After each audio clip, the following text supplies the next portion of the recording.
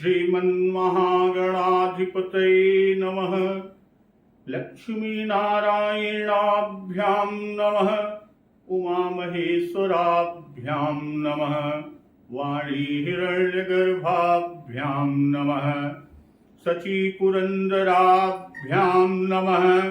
माता पितृचरणकमलेभ्यो नमः। इष्टदेवताभ्यो नमः।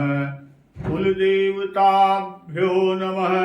ग्रामदेवताभ्यो नमः। स्थानदेवताभ्यो नमः। वास्तुदेवताभ्यो नमः। सर्वेभ्यो देवेभ्यो नमः। सर्वेभ्यो ब्राह्मणेभ्यो नमः। श्री गुरुचरणकमलेभ्यो नमः। ओम सिद्धिबुद्धिसहिताय श्रीमन्महागणाधिपतये नमः। भक्तवत्सल कृपालु प्रभु श्री रामचंद्र जी बाली पुत्र अंगद को दूत बनाकर रावण के दरबार में भेजे हैं। अंगद और दशशीष रावण के बीच संभाषण चल रहा है और उसी में रावण अंगद से कहता है कि तुम्हारे कटक माझ सुनु अंगद, मोसन भीरी कवन जो धावद। अतो प्रभु नारी बिरह बलहीना, अनुजता सुदुख दुखी मलीना।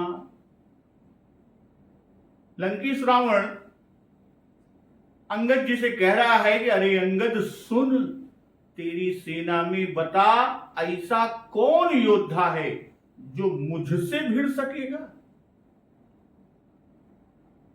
भक्तवत्सल प्रभु श्री राम जी के लिए लंकेश रावण कह रहा है कि तेरा मालिक तो स्त्री के वियोग में बलहीन हो रहा है और उसका छोटा भाई अनुज तास दुख दुखी मलीना, उसका छोटा भाई उसी के दुख से दुखी और उदास है। तुम और सुग्रीव दोनों नदी तट के वृक्ष हो और रहा मेरा छोटा भाई विभीषण, सो वो भी डरपोक है। और बात रही जामवंत की, तो रावण कहता है कि जामवंत मंत्री अति बूढ़ा, सो की होई अब समरारूढ़ा। भाई मंत्री जाम्बवान बहुत बूढ़े हो गए हैं, अब वह लड़ाई में क्या उद्यत हो सकते हैं। नल और नील के लिए कहता है लंकेश रावण कि नल नील तो शिल्प कर्म जानते हैं, और जो शिल्प कर्म जानते हैं वे लड़ना क्या जाने। कि शिल्प कर्म जान ही नल नीला, है कपि एक महाबलशीला। अब लंकेश रावण कह रहा है हां तुम्हारी सेना में एक वानर ऐसा है, एक वानर जरूर महान बलवान है। अब उस वानर के बारे में कहता है रावण कि आवा प्रथम नगर जेहि जारा, असुनत बचन कह बाली कुमारा। रावण ने जो कहा कि हाँ तुम्हारी सेना में एक वानर जरूर महान है, महान बलवान है, जो पहले आया था और जिसने सारी लंका को जलाया था। अब लंकेश का यह वचन सुनते ही बालीपुत्र अंगद ने कहा कि सत्य वचन कहु निश्चर नाहा, साचहु कीस कीन पुरदाहा। रावण नगर अल्प कपिदहई, असुनियस बचन सत्य को कहई। हे राक्षसराज सच्ची सच्ची बात कहो, क्या उस वानर ने जो पहले आया था उस बंदर ने सचमुच में तुम्हारा नगर जला दिया। रावण जैसे जगत विजयी योद्धा का नगर एक छोटे से वानर ने जला दिया। ऐसा वचन सुनकर उन्हें सत्य कौन कहेगा, कौन सत्य मानेगा। कि जो अति सुभट सराहे रावण, सो सुग्रीव केर लघु धावन। हे रावण, अब अंगद जी क्या कह रहे हैं, हे रावण, जिनको तुमने बहुत बड़ा योद्धा कहकर सराहा, यानी हनुमान जी महाराज के लिए रावण ने कहा था कि वह जो पहले आया था, जिसने लंका को जलाया, वह महान बलवान है। तो उसी पर कहते हैं कि हे रावण, जिसको तुमने बड़ा योद्धा कहकर सराहा, वह तो सुग्रीव का एक छोटा सा दौड़कर चलने वाला हरकाना है। अचलई बहुत सो वीर न होई, अपठवा खबर लेन हम सोई। वह बहुत चलता है, वीर नहीं है, उसको तो हमने यानी केवल खबर लेने के लिए भेजा था। तो सत्य नगर कपिचार्यऊ, अब बिनु प्रभु आय सुपाई, अब फिर न गयऊ सुग्रीव पही, तेहि भय रहा लुकाई। अंगद ने कहा कि क्या सचमुच ही उस वानर ने प्रभु भक्तवत्सल कृपालु श्री राम जी की आज्ञा पाए बिना ही तुम्हारा नगर जला डाला? इसी से मालूम होता है कि इसी डर से वह यानी हनुमान जी लौटकर सुग्रीव के पास न गए, कहीं पर छिप कर रहे। असत्य कहई 10 कंठ सब, मोहिन सुनि कछु को, कौन हमारे कटक यस, तो सन लरत जुसोह। हे रावण, तुम बिल्कुल सत्य ही कहते हो। रावण ने जो अंगद से कहा था कि तुम्हारे कटक माझ सुनु अंगद, अमोसन भीरी कवन जो धावद। उसी पर अंगद जी रावण से कह रहे हैं, हे रावण, तुम बिल्कुल सत्य ही कहते हो। मुझे सुनकर कुछ भी क्रोध नहीं है, हमें गुस्सा नहीं आए। सचमुच में हमारी सेना में ऐसा कोई नहीं है, कोई भी ऐसा नहीं जो तुमसे लड़ने में शोभा पाए। कि प्रीति विरोध समान सन, करिय नीति ऐसी आई, अजो मृग पतिबध में डुकनी, भल की कहई को उताई। प्रीति और वैर बराबरी वाले से ही करना चाहिए। प्रीति विरोध समान सन, प्रीति और विरोध यानी प्रीति और वैर अपने बराबरी वाले से ही करना चाहिए, और नीति ही ऐसी है। कहते हैं कि नीति ही ऐसी है, जो मृगपति बध मेढुकन ही, भल की कहे को उताई।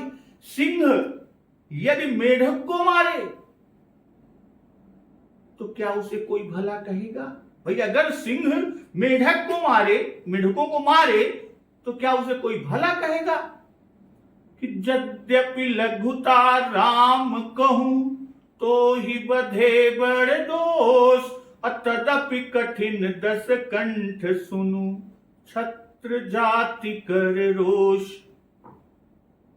अंगद कहते हैं कि यद्यपि तुम्हें मारने में भक्तवत्सल कृपालु श्री राम जी की लघुता है, और लघुता के साथ साथ बड़ा दोष भी है, फिर भी हे रावण, तदपि कठिन 10 कंठ सुन, छत्र जाति कर रोष। हे रावण, सुनो, क्षत्रिय जाति का क्रोध बड़ा ही कठिन होता है। भाई, जिनका धन, कुलीनता यानी जन्म, ऐश्वर्य, आकृति, भाव या उत्पत्ति अपने समान हो, उनमें विवाह, मित्रता आदि करनी चाहिए, और अपने से उत्तम या मध्यम में कहीं ही उपयुक्त होती है। ये श्रीमद् भागवत में उल्लेख है। तो अंगद जी यहां अपने दल के सब योद्धाओं को सिंह और रावण को मेढक कह रहे हैं कि जो मृगपति बध मेढुकनी, भल की कहे को उताही। भाई, सिंह की शोभा क्या है? सिंह की शोभा मत गजगण के विदीर्ण करने में है। और ठीक वैसे ही हमारी शोभा बड़े बड़े सूरवीरों से भिड़ने में है। और फिर यहां पर जो कहा, जो मृगपति पद मेढुकनि भल की कहाई कोताही, कि जैसे मेढक वध से सिंह की शोभा नहीं, ठीक वैसे ही चोरी से पर स्त्री हरण करने वाले के वध से हमारी शोभा नहीं। अगर यह कहें कि लड़ेंगे नहीं तो आए क्यों? और सीता जी उनको कैसे मिलेंगी? तो उसी पर अंगद जी कहते हैं कि यद्यपि लघुता राम कहूं तो ही बधे बड़ दोष, और तदपि कठिन दस कंठ सुनु छत्र जाति कर रोष। अर्थात तेरे वध से प्रभु श्री राम जी की शोभा नहीं बल्कि उनकी लघुता होगी, पर तू समझाने से नहीं ही मानेगा और नीचता करता ही जाएगा, जिससे भक्तवत्सल प्रभु श्री राम जी को क्रोध उत्पन्न हो जाए तो समझ ले कि वे क्षत्रिय हैं। अक्रोध आने पर कुछ विचार यश अपयश का न रह जाएगा और वे तुझे मार ही डालेंगे। अपयश होगा, कोई भला ना कहेगा, यही बड़ दोष है। और किसी किसी विद्वत जन का मत है कि ब्राह्मण वध होगा, यह दोष है, पर प्रसंग सिंह और मेढक का है। तो यहां उसी से यहां तात्पर्य है, ब्राह्मण भी यदि आतताई हो तो उसके वध में दोष नहीं। कहने का तात्पर्य है कि क्रोध होने से लोग अनुचित भी कर बैठते हैं। जिन्हें तो कहा कि तदपि कठिन दस कंठ सुनु छत्र जाति कर रोष। तो उसके कहने का भाव ही यही है कि क्रोध होने से मनुष्य या कोई भी हो वो अनुचित भी कर बैठते हैं। क्रोध क्यों? क्योंकि क्रोध में विचार नहीं रह जाता। जैसा उल्लेख है कि लखन कहु हसी सुनहु मुनि, क्रोध पाप कर मूल। लक्ष्मण जी परशुराम जी से कह रहे हैं कि लखन कहु हसी सुनहु मुनि, क्रोध पाप कर मूल। अजेहि बस जन अनुचित करही, चरहि विश्व प्रतिकूल। और क्षत्रिय जात का रोष सबसे अधिक होता है। अक्रोध रूपी तलवार सहित क्षत्रिय महाप्रबल होते हैं। उनकी क्रोध रूपी तलवार बड़ी तीक्ष्ण होती है।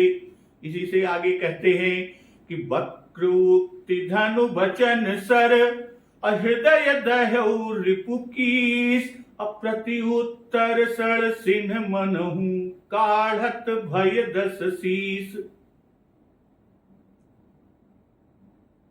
वक्रोक्ति यानी वक्रोक्ति, यह एक प्रकार का अलंकार होता है जो यहाँ वक्र उक्ति कहते हैं या वक्रोक्ति कहते हैं।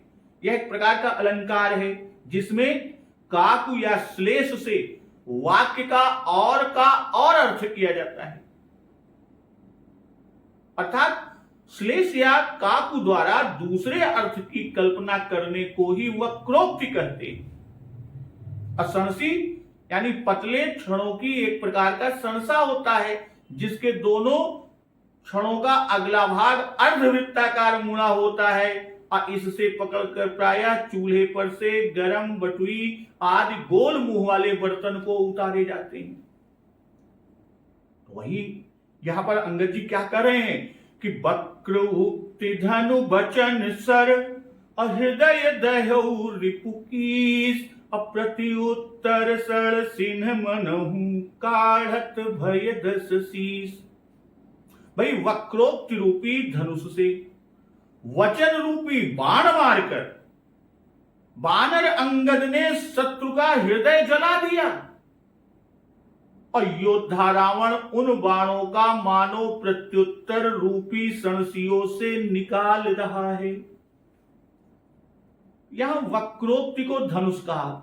वक्र उक्ति धनु और वचन सर, वक्रोक्ति को धनुष कहा क्यों? क्योंकि दोनों में टेढ़ेपन की समानता है। और हृदय दहेव रिपु से अंगद की उक्ति की उत्तमता को दर्शाई। भाई धनुर्धर के धनुष बाण की यही बड़ाई है कि वह शत्रु के हृदय को बेध डाले। जैसे कि किम कवेस्तस्य काव्येन किम कांडेन धनुष्मतः परस्य हृदये लग्नं न घूर्णयति तत्क्षणात्। तो कवि की उस कविता से क्या और धनुर्धारी के उस धनुष से क्या, अर्थात वे व्यर्थ हैं जिसने अन्य हृदय में लगकर और उसको उसी समय चूर्ण विचूर्ण न कर दिया।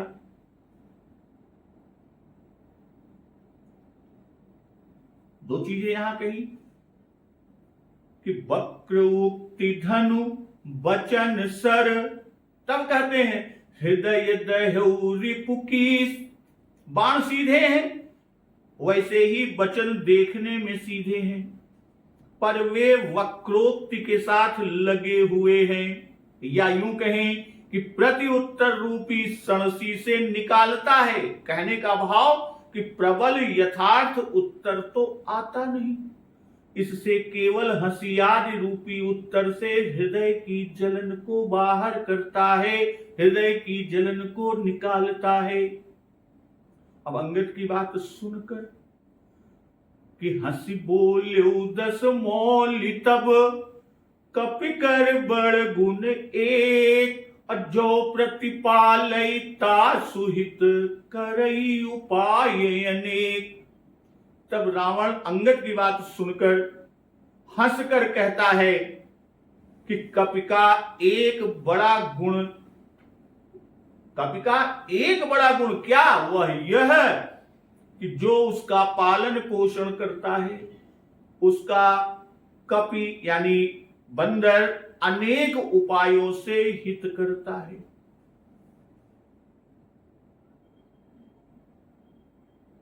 अब यहां पर कहा हंस बोलो दस मौलि तब। हंस बोलो, हंसकर बोलने का भाव क्या है? हंसकर बोलने का भाव कि अंगद के वचन को कुछ न माना, अंगद का निरादर किया। और 10 मौलि का भाव यहां पर जो कहा गया, हंस बोलो 10 मौलि। 10 मौलि का भाव कि रावण 10 मुखों से हंसा। और कहता क्या है कि धन्य कीस जो निज प्रभु काजा, जह तह नाचई परिहरि लाजा। अरे वानर तू धन्य है। रावण कह रहा है किससे? अंगद से। अरे वानर तू धन्य है कि अपने स्वामी के कार्य के लिए लज्जा को त्याग कर जहां तहां नाचता है। और नाच कूद कर लोग रिझाई, अपति हित करई धर्म निपुनाई। नाच कूद कर लोगों को रिझा कर स्वामी का हित करता है, यह उसके धर्म की निपुणता है। लंकेश रावण कह रहा है भाई अपने स्वामी के हितार्थ लंका वासियों को नाच और कूद कर रिझा रहा है। सेवक धर्म निभाने के लिए ऐसा कर रहा है। और नट क्या है? नट बंदर को नचाता है, ठीक वैसे ही इसका स्वामी इसे नचाता है। अच्छी जगह नाच नाचने आया है, क्योंकि यहां मैं गुण ग्राहक हूं, लंकेश रावण कहता है।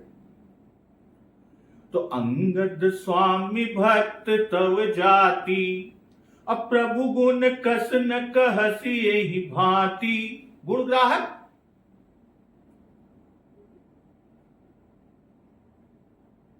कि मैं गुण गाहक परम सुजाना, अतव कटु रटन करऊं नहीं काना। गुण गाहक है, गुण ग्राहक गुणों की खोज करने वाला या गुणियों का आदर करने वाला। तो रावण कहता है कि हे अंगद तेरी जाति स्वामी भक्त है। अंगद स्वामी भक्ति तव जाति, अप्रभु गुण कस न कहसी ही भांति। भाई गुड़ियों का आदर करने वाला रावण अपने को समझ रहा है और कहता क्या है, हे अंगद तेरी जाति स्वामी भक्त है, तब तू अपने स्वामी का गुण इस प्रकार कैसे न कहे। अर्थात स्वामी भक्ति को स्वामी की बड़ाई करना योग्य ही है। अब मैं गुण ग्राहक और परम सुजान, कि मैं गुण गाहक परम सुजाना, तव खटु रटनि करऊं नहीं काना। इसी से तेरी कड़वी रटन यानी रटी हुई बातों पर ध्यान नहीं देता, यह समझकर ध्यान नहीं देता कि यह तो स्वामी भक्त है, ऐसा ही कहेगा, स्वभाव छूट नहीं सकता, इसलिए इसे बकने दो।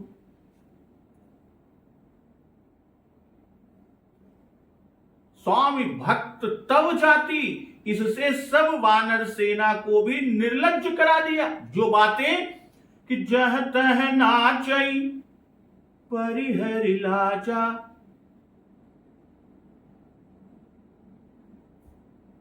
नाची कूद कर लोग रिझाई, अपति हित करई धर्म निपुनाई। तो जो बातें रावण ने अंगद को कही वही उनकी जाति भर के लिए सूचित की। धन्य कीस जो निज प्रभु का जा, जह तह नाचे परिहरि लाजा, और नाची कूद कर लोग रिझाई, पतिहित करे धर्म निपुनाई। कहने का भाव कि तुम्हारी जाति का यह स्वभाव है, तब तुम भी तो उसी में हो, तुम में भी यह गुण होना ही चाहिए, तुम में भी यह गुण होना ही चाहिए। अपने को कहता है कि मैं गुण गाहक परम सुजाना, तो परम सुजान का भाव कि राजा सभी सुजान होते हैं, वे सबका गुण अपनी सुजानता से जानकर सबका सम्मान करते हैं। और मैं, रावण कहता है अपने को, और मैं तो दिग्विजयी राजा हूं, इससे परम सुजान हूं, तब मैं तेरे गुणों का सम्मान क्यों कर न करूं। परम सुजान हूं इसलिए गुण जान लेता हूं, और गुण ग्राहक हूं इसलिए सम्मान करता हूं। तुम्हारे कटु वचन पर ध्यान नहीं देता, यही यहां पर आदर है। और रावण कहता है करऊं नहीं काना, इसके द्वारा यह बतलाए कि ये वचन अनर्गल है, सुनने या ध्यान देने योग्य नहीं है। यह भी गुण सुजान का है कि व्यर्थ बातों पर ध्यान न दे। अकह कपि तव गुण गाहक ताई, सत्य पवन सुत मोहि सुनाई। तब अंगद जी कहते हैं कि तेरी गुण ग्राहकता सत्य है। पवन सुत हनुमान जी महाराज ने सत्य ही मुझे सुनाई है। सत्य पवन सुत मोहि सुनाई, इससे यह सिद्ध हुआ कि पहले जो हनुमान जी का छिपा रहना आदि अंगद ने रावण से कहा, वह इसलिए वह सिर्फ और सिर्फ रावण का गर्व चूर्ण करने और जैसे को तैसा उत्तर देने के निमित्त दिया था। भाई जब लघुता कही तब लघु शब्द कीस या अलप कपि पद का उल्लेख किया। असाच्यो कीस कीन पुरदाहा, रावण नगर अलप कपि दहई। और जब प्रशंसा करने को हुए हनुमान जी की प्रशंसा, तब बड़ा और पराक्रम सूचक शब्द पवन सुत कहा। और उधर जब कपि की लघुता कही तब नगर बड़ा पद को दिया और कपि छोटा पद दिया कि रावण नगर अलप कपि दहई, और सत्य नगर कपि जा रहे हो। और जब आश्चर्य प्रकट किया तब, और जब पराक्रम रूपी गुण दिखाया तब पुर छोटा दिया और कीस पवन सुत बड़े पद दिए। तो आगे कहते क्या है अंगद जी कि बन विध्वंसी सुत बधिपुर जारा, तदपि न तेहि कुछ कृत अपकारा। अशोक वन का विध्वंस करके, पुत्र को मार करके हनुमान जी ने लंका यानी सारी नगरी को जलाया, तो भी तुम्हारी समझ में उनके द्वारा तुम्हारा कोई अपकार नहीं किया गया। कि सोई विचार तब प्रकृति सुहाई, 10 कंधर मय कीन डिठाई। जय श्री राम। वही तेरा सुंदर स्वभाव विचार कर हे 10 कंधर, रे 10 कंधर मैंने डिठाई की। पन विधन सुत बधिपुर जारा, तदप नित्य ही कुछ तृतय पुकारा। और अब बतलाते हैं कि हनुमान जी ने क्या गुण ग्राहकता सुनाई थी, क्या गुण तुमने हनुमान जी में देखे और क्या आदर उनका किया। भाई अशोक विध्वंस, अक्षय का वध, लंका दहन, 3 गुण देखे, इसी से कुछ दंड न दिया। और यह गुणों का आदर तुम्हारी ओर से कब हुआ? तब हुआ जब तुमने गुण को ग्रहण किया, अर्थात स्वयं भोग लिया। भाई वन उजाड़ना कपि स्वभाव है, किसी से वन उजाड़ने पर न बोले। व्यंग यहां पर यह है कि तुमने अकेले को मारने के लिए अनेक राक्षस योद्धा भेजे, फिर अक्ष को मारने पर न बोले, क्योंकि वानर स्वभाव से जो कपि ने किया उस पर ये उससे जा भिड़े, तो इन्हीं का अपराध था। हनुमान जी ने कहा भी तो था कि जिन्ह मोहि मारा ते मय मारा, अते ही पर बाध्य तनय तुम्हारा। अब यहां व्यंग यह है कि तू इतना नीच है कि तब भी तूने दूत को बधवाया और उसको मारने की आज्ञा दी। रावण ने तो कहा था बेग न हरो मूढ़ कर प्राणा, बेग न हरो मूढ़ कर प्राणा, तो नीति धर्म विरुद्ध करने लगा। तब जाकर विभीषण जी ने अनीति से तुमको बचाया, नीति की बात बताई, फिर भी न माना। उसके बाद भी पूंछ में आग लगाकर तुमने जलाना चाहा। तब हनुमान जी महाराज ने सगरी लंका को जलाया, पूरे नगर को जलाया, तब भी तुमने दंड न दे उसका आदर किया। कि बानर का स्वभाव ही तो है कि नाच कूद कर लोग रिझाई, या अग्नि का स्वभाव है जलाना। तो इसमें भी व्यंग है अंगद जी के वचन का। व्यंग यह है कि तुमने बस भर सब उपाय किए, किंतु तुम्हारी एक न चली। और इसी तरह तुम मन में समझते हो कि इसका कुछ कर तो सकते नहीं, इसी से कोरी बातें गढ़ते जाओ।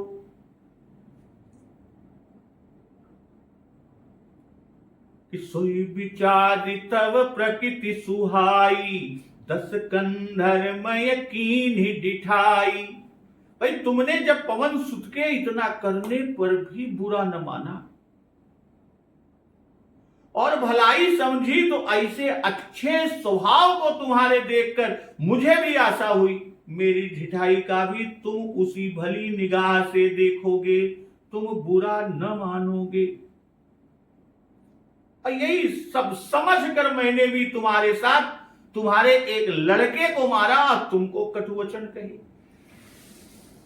तो व्यंजना यहां यह है कि तुम ऐसे कायर और असमर्थ हो कि न हनुमान जी का कुछ कर सके और न मेरा ही कुछ कर सकोगे। इसीलिए मैंने भी उसी तरह निःशंक व्यवहार किया जैसा हनुमान जी महाराज ने किया। कि देखें आई जो कछुक पिभाखा, तुम्हारे लाज न रोष न माखा। अंगद जी कहते हैं कि जो कुछ हनुमान जी ने भाखा था, यानी जो कुछ भी हनुमान जी ने कहा था, वह आकर मैंने प्रत्यक्ष देखा। तुम में न लज्जा है, न रोष है और न माख है। तब रावण कहता है कि जो सिमत पितु खायहु कीसा, कहियस बचन हसा 10 सीसा। रावण तब कहता है अरे बानर, जब तुम्हारी ऐसी बुद्धि है तभी तो तूने अपने बाप को खा लिया, यानी अपने बाप को मरवा डाला और ऐसे वचन कहकर 10 शीश 10 मुखों से हंसा। पहले अंगद जी ने क्या कहा कि देखे हूं आई जो कुछ कपि भाखा,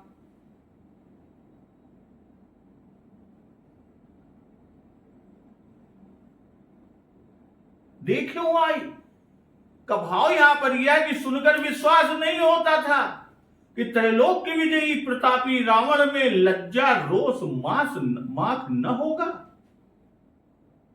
स्वयं देखने पर प्रतीति हुई कि हनुमान जी महाराज ने सत्य कहा था कि तुम्हारे लाज न रोष न माखा।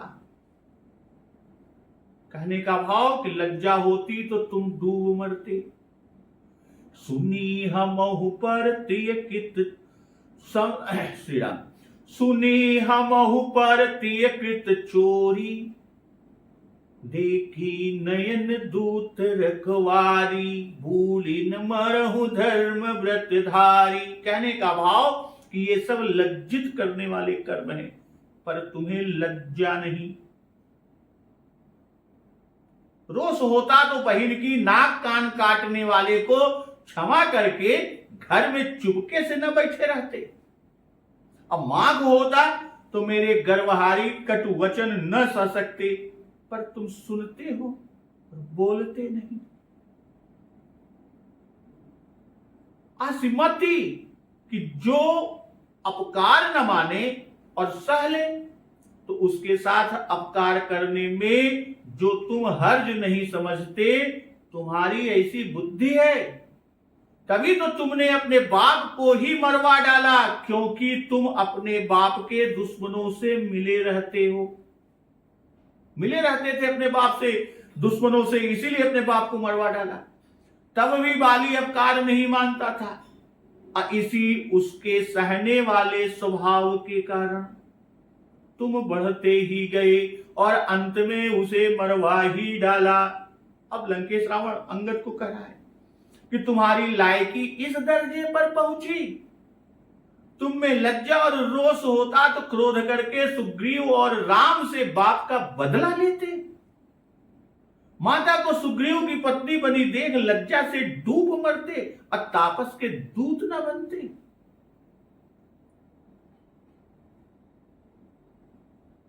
इसी पर आगे और रावण कहता है कि पितहि खाई खात्यों पुनि तोहि, अब ही समुझ परा कछु मोहि।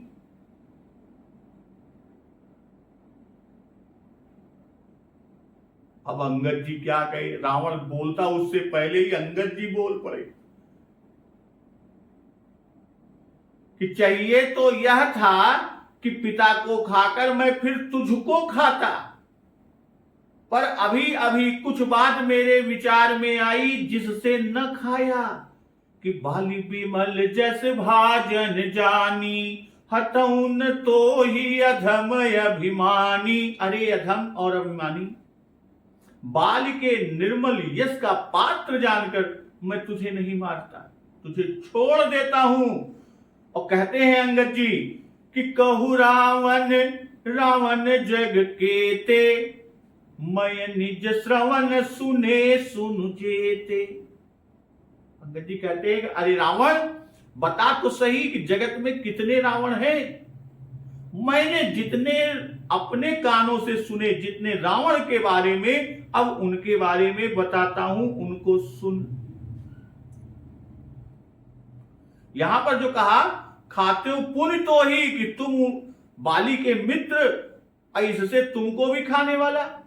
अब विमल जस भाजन जानी, जब तक तू जीता रहेगा तब तक सब बाली की कीर्ति कहेंगे कि अरे यही पर्वताकार 20 भुजा 10 सिर वाला दिग्विजयी रावण बाली की कांख में महीनों दबा रहा। अरे यह वही है जिसको बाली का पुत्र पैरों से मार मार कर गेंद की तरह क्रीड़ा करता था। यदि तू मर जाएगा तो बाली की कीर्ति का स्मरण कौन कराएगा? तुम्ही को तो देख कर लोग बाली की कीर्ति का स्मरण करते हैं, तो किसको देखकर लोग बाली के भुज बल का अंदाजा कर सकेंगे? और वही हनुमान नाटक में है कि तुझे घोर क्रोध से मैं अंगद क्यों नहीं मारता। कारण कि तू हमारे पिता की कांख में से बचा हुआ, और मैं भी अपने चरणों के तलवों से तेरे बहुत सिरों से गेंद की क्रीड़ा कर रहा था। बहुत किया।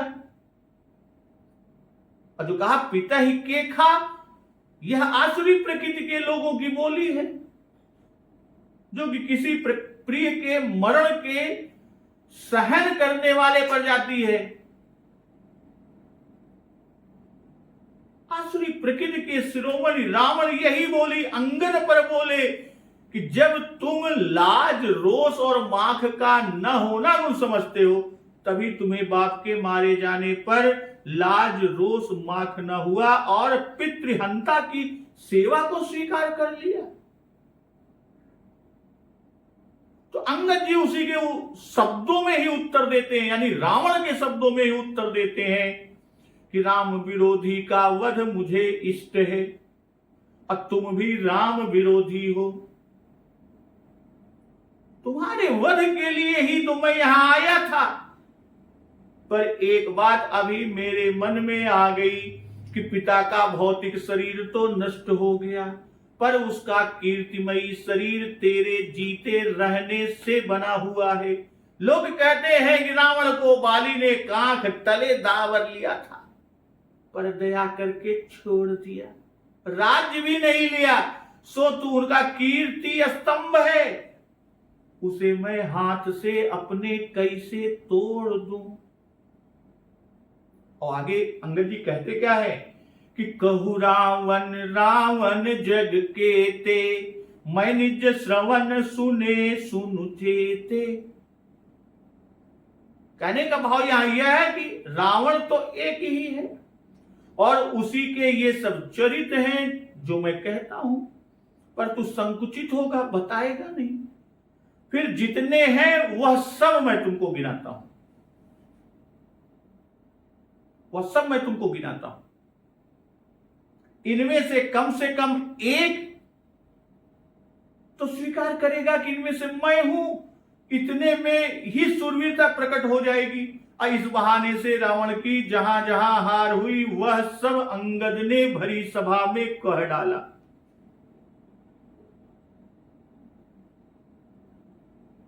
कि बलि ही जितन एक गयऊ पताला, राखे बाधिस सुन है साला। कि एक रावण तो हुआ था कि बलि को जीतने के लिए पाताल में गया था, तब लड़कों ने उसे घुड़साल में बांध दिया था। और खेले ही बालक मार ही जाई, दया लागी बलि दीन छोड़ाई।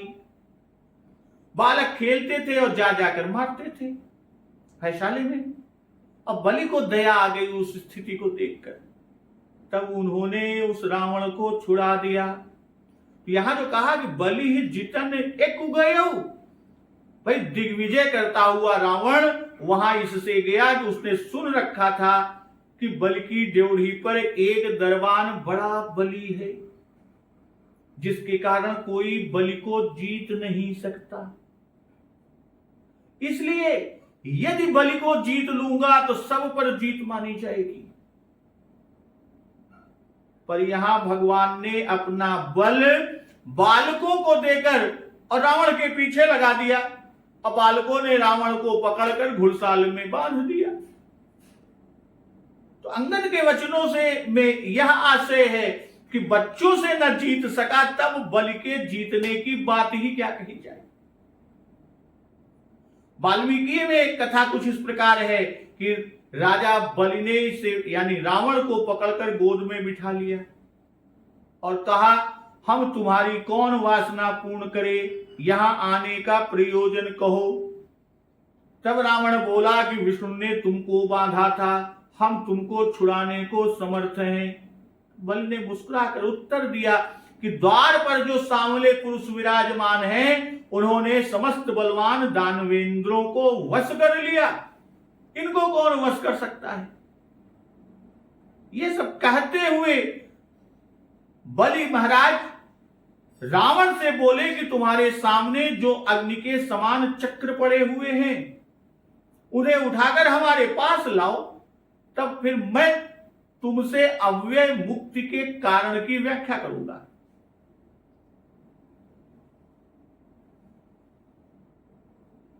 जो अग्नि के समान चक्र पड़े हुए रावण न उठा सका, लज्जा के मारे फिर उठाने का यत्न किया और दोबारा यत्न करने पर रावण पृथ्वी पर गिर पड़ा, रुधिर निकल पड़ा और रावण मूर्छित हो गया। मूर्छा जगने पर रावण को बलि ने पास बुलाकर कहा कि जिस कुंडल के उठाने की चेष्टा तुमने की वह हमारे पूर्वज हिरण्यकशिपु के कान का आभूषण जो यहां गिरा।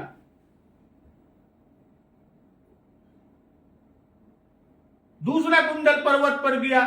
उनकी मृत्यु किसी अस्त्र शस्त्र से ना थी, पर प्रहलाद से झगड़ा ठानने पर नृसिंह भगवान ने हिरण्यकशिपु का विनाश नखों से कर डाला। पर अंगद के वाक्य में यह कथा नहीं है। और कहते क्या है, जब बालकों ने हैशाला में बांध दिया, घुड़शाल में बांध दिया, तो दया लागी बलि दीन ही छुड़ाई। तो रावण का छूटना बलि की दया पर निर्भर रहा। पुत्र पौत्र सेना आदि का साहस न पड़ा। जिनके बारे में कहा जाता है कि 1 लाख पूत 1.25 लाख नाती, तो पुत्र पौत्र और उनकी इस अपार सेना का साहस न पड़ा कि युद्ध करके छुड़ा लाते। इस प्रकार रावण और उसके परिवार, सेना आदि सबको बल और पुरुषार्थ हीन अंगद ने सभा में जनवाया। अब दूसरे रावण के बारे में कहते हैं कि एक बहोरी सहस भुज देखा, अधाई धरा जिम जंतु बिसेखा, कौतुक लागी भवन लई आवा, सो पुलस्ति मुनि जाई छोड़ावा। अब दूसरे रावण के बारे में अंगद जी कह रहे हैं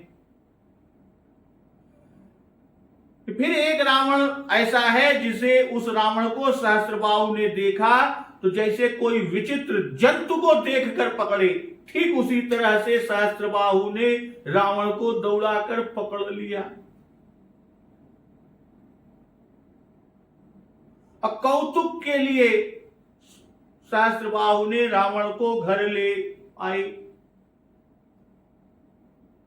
तब पुलत्स्य मुनि ने जाकर रावण को छुड़ाया। और यहां कहते क्या है, धाई धरा जिम जंतु विसेखा। जिम जंतु विसेखा कहने का भाव जैसे वर्षा आदि काल में अनेक प्रकार के विचित्र जीव देखने में मिलते हैं, तो लड़के कौतुक के लिए उन्हें पकड़ कर रखते हैं। ठीक वैसे ही 10 सिर वाला कीड़ा समझकर सहस्त्रबाहु ने इसे पकड़ लिया। जंतु कहकर उसके असमर्थ और अंगद ने जो जंतु की बात कही, धाई धरा जिम जंतु विसेखा, तो जंतु कहकर रावण को असमर्थ और तुच्छ बताया। रावण ने भी अंगद को जंतु कहा था कि जन जलपसी जड़ जंतु कपि, तो उसी का बदला यहां अंगद ने रावण को दिया। कौतुक लाग भवन ले आवा, कि घर से दूर कहीं पकड़ा था और घर में लड़कों के लिए मानो खिलौना खेलने को लाया हो, क्योंकि 10 सिर का यह विचित्र ही जीव सबने तभी देखा होगा। सो पुलस्त मुनि जाई छुड़ावा, याचक बनकर रावण को छुड़ाया। हनुमान नाटक में है, सहस्त्रार्जुन के बाहुबल से बंधे हुए अपने नाती रावण को छुड़ाने के लिए पुलत्स्य मुनि भिक्षुक हुए। वाल्मीकि रामायण में महर्षि पुलत्स्य जी ने कहा कि तुमने मेरे अजय पौत्र को जीतकर बंदी बना दिया, मेरे पौत्र का यश नष्ट कर दिया और अपना नाम प्रसिद्ध किया। तो अब मैं तुमसे प्रार्थना करता हूं कि तुम मेरे पौत्र दशग्रीव को छोड़ दो। तब महर्षि के वचन सुनकर अर्जुन यानी सहस्त्रार्जुन बिना कुछ कहे राक्षसराज रावण को छोड़ दिया।